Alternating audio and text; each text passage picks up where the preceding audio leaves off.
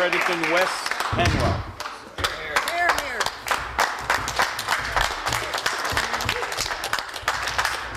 Thank you, Mr. Speaker. Well, it's a pleasure to rise in this House as always, but I must say I have to begin by saying the reality of this budget is, Mr. Speaker, it is a bad budget. And I'll tell you, the people of New Brunswick know it. I know that members on this side of the House have been going around talking to their constituents, and the feedback at Tim Hortons is clear. There's groups that feel under a tremendous amount of pressure with this budget. I'm going to discuss that a little bit more. But, Mr. Speaker, more to the point, even the opposition knows it. And I know, sorry, even the government knows it, that is. And I know they can sit there and chortle and have a good time, but the reality is, Mr. Speaker, the people of New Brunswick are paying the price. And I'm going to get into that a little bit more. It is a bad budget. I have to say it. And my concern is, we're on a trend here, and that is a trend of tax, toll, cut, and close. And we're beginning to see that revealed to us, Mr. Speaker, and it bears noting that this budget really represents the first 6 months of this government's mandate, and already they've crossed off all those things off their list: taxing, tolling, cutting, and closing. And I'm afraid there's more to come. Now, I know this government has learned a lesson that is often taught to politicians, and that is you do the tough stuff early. But my real concern isn't with this year's budget, Mr. Speaker, it's with next year's. Because we all know that there's a federal election coming, and we all know how close this Premier and this government is to the federal party, and that some of his closest advisors are federal advisors. And we know that after the federal election is over and they've done what they can on the federal stage, the opportunity will then present itself to bring in the really tough budget that I'm afraid is going to come next year. And as I'll go into a little bit in my speech, my concern is that that budget is going to be more closures, more cuts, most importantly, potentially an HST increase, Mr. Speaker, and none of this is going to be good for New Brunswickers. So, fair enough, we have a bad budget this year. I'm really concerned that next year we have a worse budget. And as we've seen, this government has rushed in its early weeks in government to repeal acts that protect New Brunswickers, such as the Taxpayers Protection Act, to give them the absolute power to tax whoever they want, whenever they want, and they've done a little bit of that already. But my concern, Mr. Speaker, is that there's more to come. And my other concern about this budget is the Liberal Contingency Fund, which I believe is a slush fund. Mr. Speaker, we've heard a lot from the Minister of Finance about Economics 101, and I appreciate that his theoretical understanding of economics is solid, but I'm concerned that his practical application of that is not solid. And what we see here is a slush fund that's being created in the order of $150 million. And my concern, Mr. Speaker, is that this money will be brought forward in future years, not for the better of New Brunswickers, but indeed to balance the budget. That this money will somehow be held in a slush fund, and that this $150 million this year, $150 million next year, and guess what? All of a sudden, in the third year, magically the budget gets balanced with that $300 million. So I'm glad to see that the skepticism in the eyes of the leaders of the government, Mr. Speaker, but we'll be holding them to their feet to the fire 3 years from now when they try and bring forward this slush fund to balance their own budget. So, Mr. Speaker, we've heard some themes emerge on this budget in the short time that we've been debating it, and I know that time is rapidly coming to a close. But it's my concern that this budget represents a number of themes. The first that we're beginning to hear about is an attack on seniors. And add to that, Mr. Speaker, this budget I see as an attack on students and schools. I also see another theme of this budget is just general bad management of the government, and the way that manifests itself in my riding is the cutting of funding to the Chalmers Hospital, and as I've said before, the creation of this Liberal slush fund that I'm so concerned about. And again, Mr. Speaker, another theme that we see coming out is the theme of higher taxes, and that relates to something we've discussed before, which is the repealing of the Taxpayers Protection Act. And, Mr. Speaker, finally, my real concern about this government is they're leading us down a road to economic failure. So those 5 themes I'm going to discuss a little bit today. First of all, Mr. Speaker, the attack on seniors. Now, we've heard a number of members speak about this in the legislature. I think it's pretty clear that, and quite inexplicable, really, from my perspective, why this government has decided to go after seniors. And one thing this government has become very good at is declaring one thing to be the truth and revealing a different truth through their actions. And in this case, we have ministers on the other side that have said they're standing up for seniors, and yet, with the same breath, they go ahead and they remove the cap on nursing homes. And, Mr. Speaker, that's a real concern to seniors. And I'll I'll just tell you what this means. As you know, currently in the province of New Brunswick and under the previous government, it's the case that if you have the resources to pay for your health care in a nursing home, you do that. And if there's a couple, for example, one of whom requires complete nursing care in a nursing home, and the other remains at home in the family home and takes care of their family, well, the couple's assets are seen as one. And so the partner that remains at home, in their home, which is where we're supposed to be encouraging them to stay, ends up paying for the care of the other senior that's in care.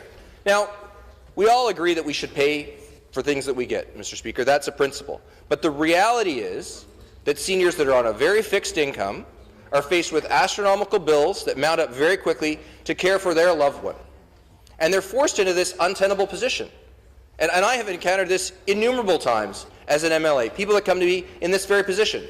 A married couple, one partner in a nursing home, the other one still remaining at home, and what happens very rapidly is the financial resources of the healthy partner at home are drawn down because the cost of being a nursing home is so high. Now, as you know, we didn't fix that problem, Mr. Speaker, and I was pressuring our own government to try and address this problem. But the reality is that this government has chosen also not to address the problem, and yet is making it worse. Removing that cap that existed on a limit that people would have to pay on a nursing home, removing that cap entirely, means that the senior that is healthy and remaining at home will now have their resources drawn down twice as quickly. So if they had a year or two of savings that they could use to pay for their loved one in care, now they've got half that amount of time. And, Mr. Speaker, what happens when you get to the end of that road? And I've seen it with my own constituents. I could name them for you here. But these people run out of money. They run out of money because they're trying to maintain their minimal fixed income lifestyle, not an extravagant lifestyle, trying to stay in their home, and they're caring for their loved one. They're paying for their loved one's care in nursing home. And what happens very quickly, Mr. Speaker, is they run out of money. And so they're in a tough position. The reality is that the government, any government, will pay for those people that don't have any money to stay in a nursing home. So as that couple runs out of money, as that person that's remaining at home runs out of money, the good news is that when they run out of money, the government's going to pay for the nursing home care anyway. So the good news is their loved one will be cared for. The bad news is we've run this person into bankruptcy. This loving partner that's remaining at home trying to care for their spouse is now bankrupt. Now, before they get down that road, and then the question becomes, well, what happens to them when they require nursing home care?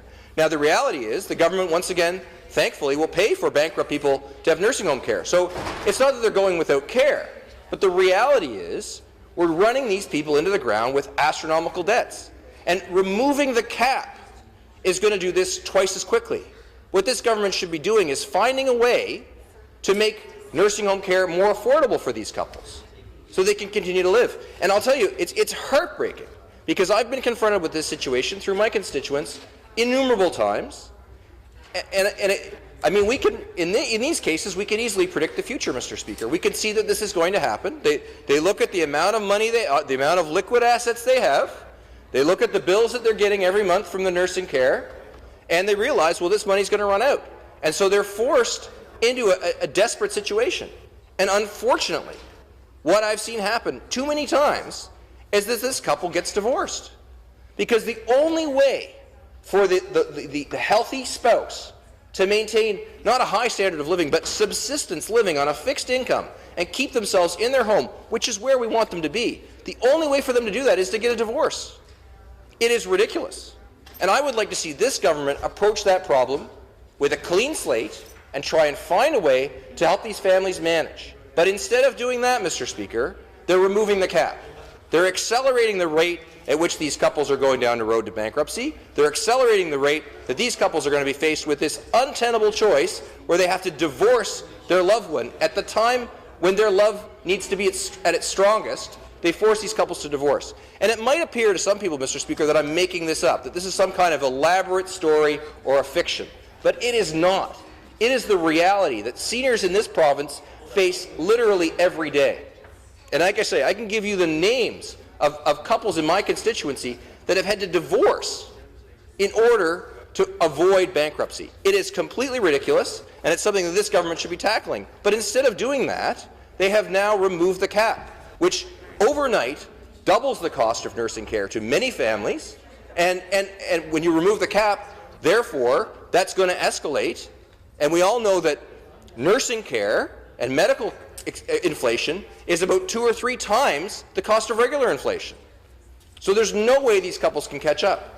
And it is a reality. Now, I'm glad to say that the safety net still remains in place. So when these couples do go bankrupt, their care will be taken care of. But we should not be forcing people, couples, seniors that have given everything to this province for their whole life to be in this terrible position.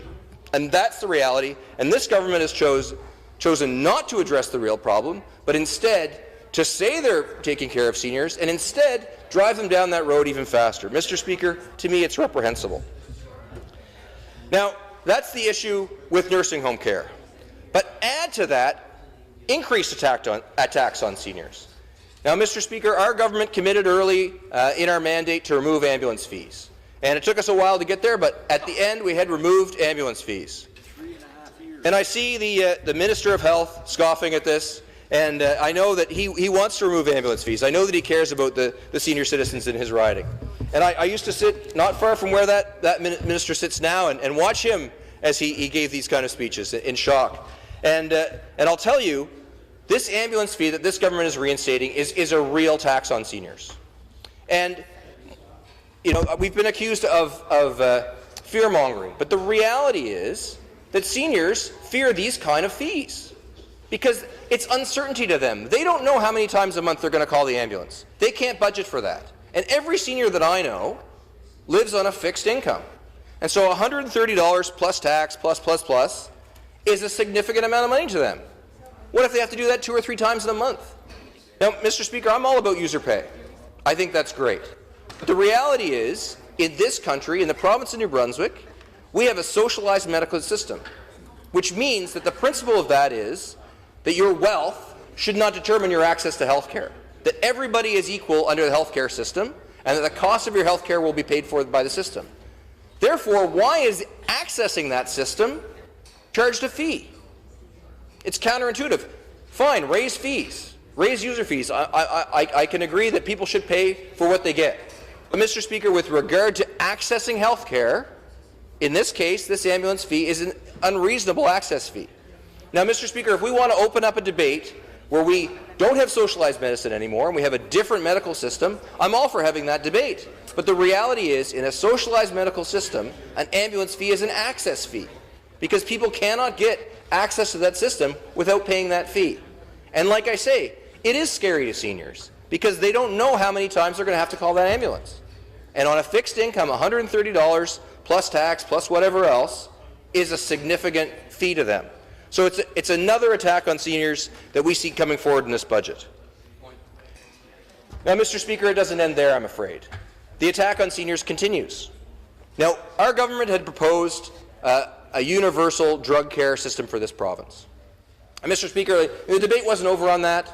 It was a difficult file. I know that our own former Minister of Health really wrestled with that issue. He spoke with businesses, and it was a difficult file. But the intent there was, once again, to live up to this standard of socialized medicine that we have, and this universal principle that everyone has access regardless of their financial resources.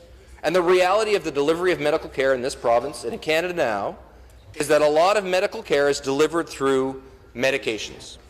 And I'm shocked to see the Minister of Health shaking his head, but he knows full well that the people have the majority of their ailments dealt with through medication, not through physical intervention. And I know that it's important to support the institutions like the Chalmers Hospital. We need to have those institutions that deliver practical, hands-on physical medical care. But the reality is, there's innumerable people that are medicated, and that keeps them healthy. Yes, there's time for medical intervention, but the reality is that's a small portion of how people receive their medical care in this country. And it concerns me that this government again has gone after seniors and said they have to pay more now, more copay for their medications. They have raised the cost of medications for seniors. So once again, like I say, if we want to open up the discussion and have a discussion about how we better serve the health needs of our citizens, by developing some other kind of medical system, let's have that debate. But do not do it by attacking seniors and charging them an ambulance fee to get to the hospital and charging more for their medications when they leave hospital. Because the reality is that hospital visit is a short window, and their medical care is getting there, and the follow-up care which is delivered by pharmaceuticals. And that is a fact. And Mr. Speaker, add to this, these are three clear attacks on seniors. The removing the cap, the ambulance fees, and paying more for medications. Add to that the fact that this government is keen to go after the liquid assets of seniors, as I've described, and lead them down that road to poverty. And add to that now that we've seen this government cutting planned renovations to the Chalmers Hospital. And that's on the cover of the newspaper today. The reality is there's a huge demand right here in the Fredericton region for that primary health care, that health care, primary and other health care that's provided through the Chalmers Hospital. And this government has chosen to divert those funds elsewhere, to places like Bathurst and Moncton, and ignore, it's been months now that they've ignored the Chalmers with no plan and no funds. And I'm not talking about just this year, Mr. Speaker. This is a long-term project. This is a $200 million project. So they've cut the $4 million this year, and they've cut the $16 that was allocated next year, and the $60 million the year after that. So nowhere in that 3-year plan, nowhere now, what was $36 million allocated to the Chalmers, now we have zero. And beyond 3 years, we don't have a plan and we don't have any funding. It's a real concern. And you stack all of these things on the backs of seniors. I'll remember when I was in the Army, particularly in my training, you'd start off with your pack and your rifle. And then they would give you water. Well, you need water. And then they would give you rations. And then they'd give you batteries for the radio. And then they'd give you extra ammunition. And they'd give you the mortar rounds. And the rounds for the anti-tank rocket. And finally, you were so burdened by all of this kit, you could hardly walk. And that's exactly what this government is doing to seniors. Seniors are on a fixed income already. They're removing the cap on nursing homes. They're charging an ambulance fee. They're upping the fees for medication. And they're cutting the funding to the Chalmers. Mr. Speaker, it's too much. Our seniors can't take the weight. And add to that the gas tax increase that everyone pays, that seniors pay, that single parents pay, that people that are struggling in part-time jobs, they all pay the gas tax, Mr. Speaker. And we've heard, over the last 4 years, we heard lots from government members when they sat over here criticizing gas tax increases. And yet, when they now sit in government, it's one of the first things they do is raise gas tax, which affects everyone. But it particularly affects seniors because they don't have the flexibility in their budget to deal with it. A 2-cent increase on a gas tax for seniors means they have to now choose. They have to choose between gas and something else. Food, heating their house. They have a fixed income. They have to make a choice. So, Mr. Speaker, that's my first point. This budget represents a significant attack on seniors. I want to change gears a little bit. I want to talk about how this government is attacking students. And we've heard a lot about the tax credit program. Now, my primary concern about the tax credit program that was in place, up to $20,000, I believe, per graduate, that was there to retain students in the province of New Brunswick.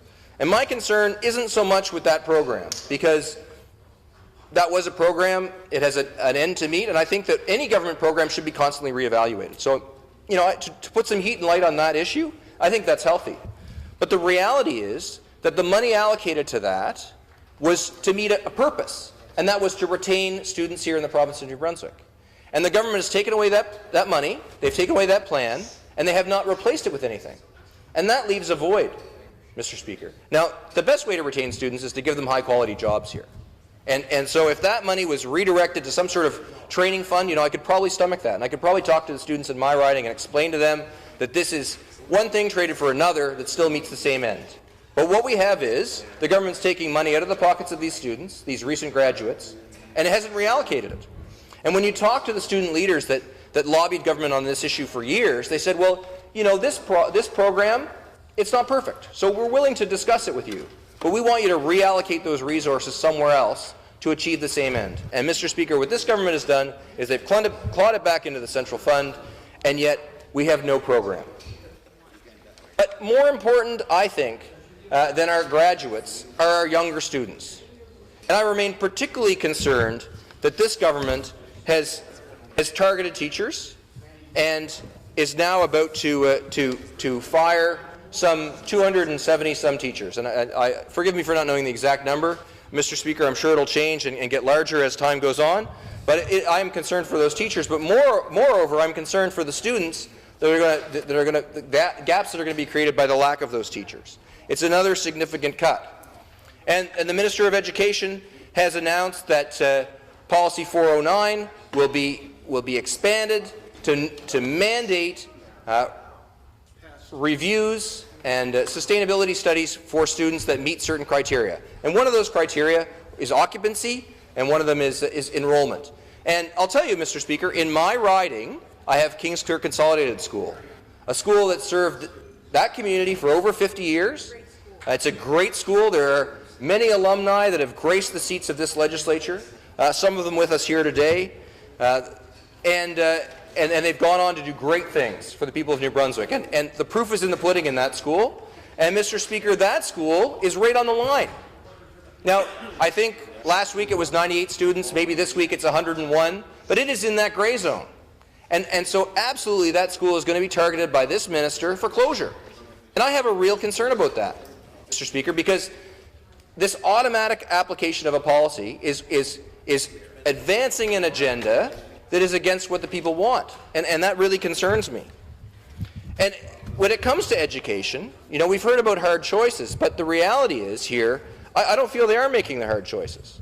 They're paying more. They're spending more on education than ever before, we're told. But yet they're getting less for it. They're closing schools. They're firing teachers. So it begs the question, where are those resources going?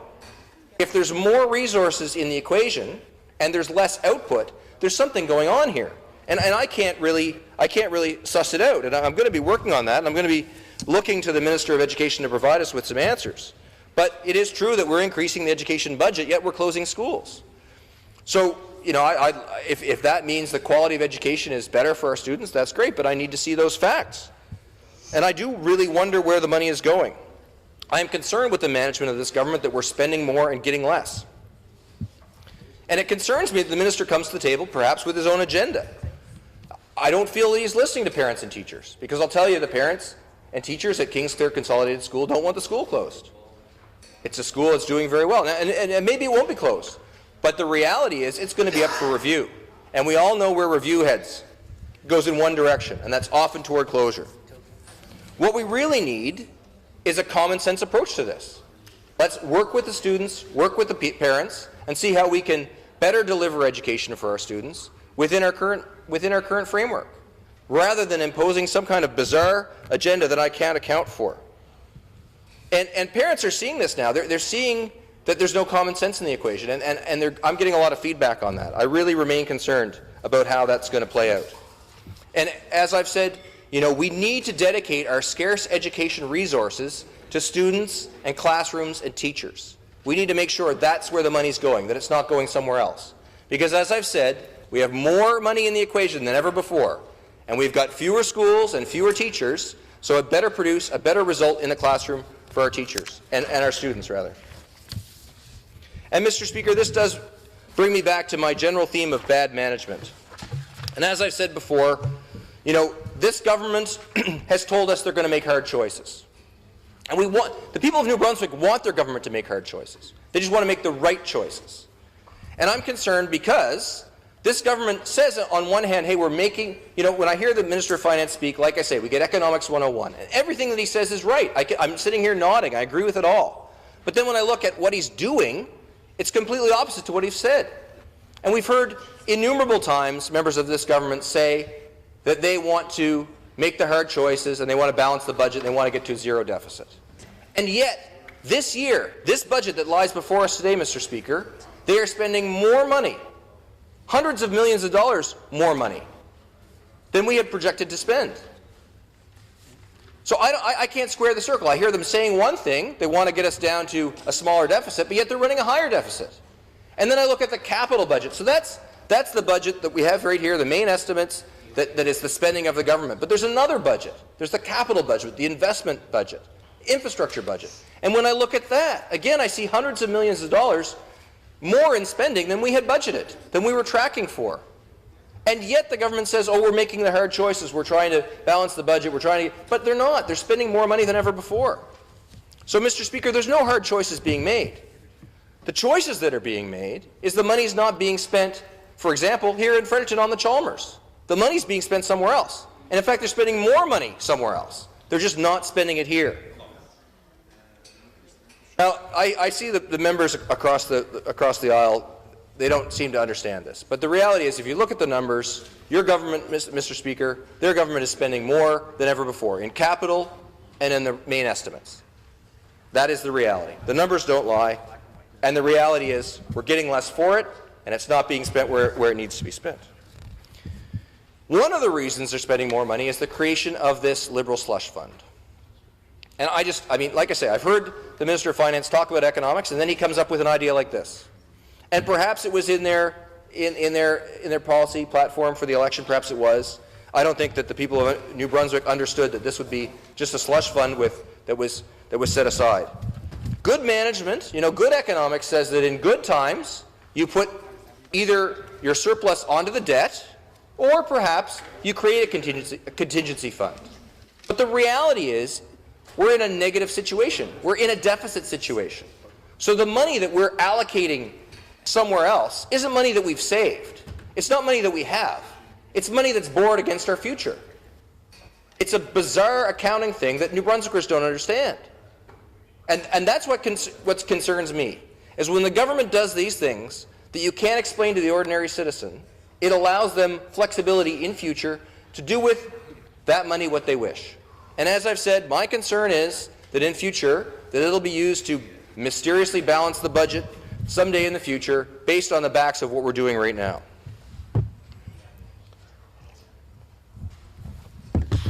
So, Mr. Speaker, the money that's gone from the Chalmers, the fact that we're saying we're cutting the deficit, but we're spending more money than ever on capital and our operations budget, the fact that we're still not anywhere near balance, the fact that taxes have gone up, and the fact that they've created a slush fund are all, to me, indications of the bad management of this government, and I'm afraid there's more to come. Now, Mr. Speaker, unfortunately, in the short time I've been in opposition, I've had the occasion to talk about taxation a lot. And unfortunately, I think that I'll be doing a bit more of that. So I won't go on about it today. But the reality is that now with this budget, we have taxation that rivals anywhere in North America. I think we're now in the highest taxed dominion in North America, which is significant. It does nothing to encourage investment. And the reality is we cannot reach prosperity by taxing people more. The government will be prosperous for a short amount of time because they'll have that tax dollars, but then we'll see the economy slowly slip into the tank. And that's what we're seeing. And this government is accelerating that rate of decline by their taxation policies. As I've said, the gas tax is a tax that applies equally to everybody. So it applies to our wealthy people, and it applies to people that are financially challenged. They all pay the gas tax, and they all pay the same 2 cents every litre every time. And now, gas tax in this province is somewhere in the realm of 25 cents. Almost a quarter of what you pay when you fill up your tank goes directly to the provincial government. And it concerns me that before they brought in this gas tax, they decided to sever the link between gas tax and infrastructure spending, which I still don't understand, because they're claiming to spend more on infrastructure than ever before. So why was that necessary? But when these links are severed, Mr. Speaker, it gives them the flexibility to later in time reallocate those resources to other purposes, and that's a concern. Now, I've spoken before about the Taxpayers Protection Act, and I remain concerned that that act was repealed. It's done now. There's very little that we can do, but to me it paves the road for future tax increases. And you only really do that. Every action has a cause and effect, right? And you only repeal an act that requires you to do a referendum on taxes unless you want to avoid having the referendum. And so my concern, as I've said, is that this year, this is a tough budget, it's a bad budget, but the reality is next year is when we're really going to have to bite the bullet. And next year we may see the provisions that would have protected us under the Taxpayers Act manifest themselves in tax increases, in particular to the HST. So I want to be wrong on this, Mr. Speaker. I want to be standing here in a year and saying, actually, the government didn't raise the HST and they didn't use their slush fund to balance the budget. Well, let's see what happens. Now, Mr. Speaker, when we cut to the crux of the issue, all of the speaking points, the trite language that comes out of the government is all about building jobs in the economy. And like I say, I sit here and nod. That's exactly what they should be doing. I don't believe the government builds jobs. I believe they set the conditions for economic success. And what I'm seeing is a government that talks a good game, but the reality is they don't deliver on it. And as we've said many times on this side of the House, and as I've had the pleasure to speak on, natural gas in this province is a resource that we should take advantage of. It's a resource from which we can benefit, and it's a resource that will add tremendously to our economic power in this province. And one of my colleagues the other day reminded me of the colours in the New Brunswick tartan, which I see in the ties of our pages here in the legislature. And it's interesting to note that the gold in that tartan tie represents the promise of prosperity in this province. And as I look around this house, this magnificent chamber, I'm reminded that in the 1880s, when this place was built, people saw the potential this province had. And, and the wood in our walls speaks to our forestry, and this chamber and its magnificence was quite grand in the 1880s. This was one of the most spectacular buildings in Atlantic Canada.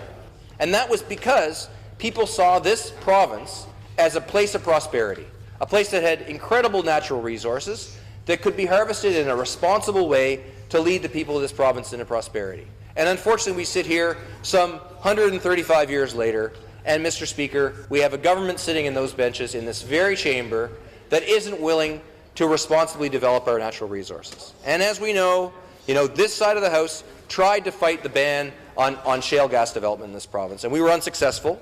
And the reality is that this government has banned shale gas. Now, Mr. Speaker, that's bad enough in and of itself, and I could go on about that. But I want to focus on the ripple effect that comes from that ban. When you put a big marker down that says we're not interested in progress, we're not interested in moving forward, we're not interested in economic development, as that ban does.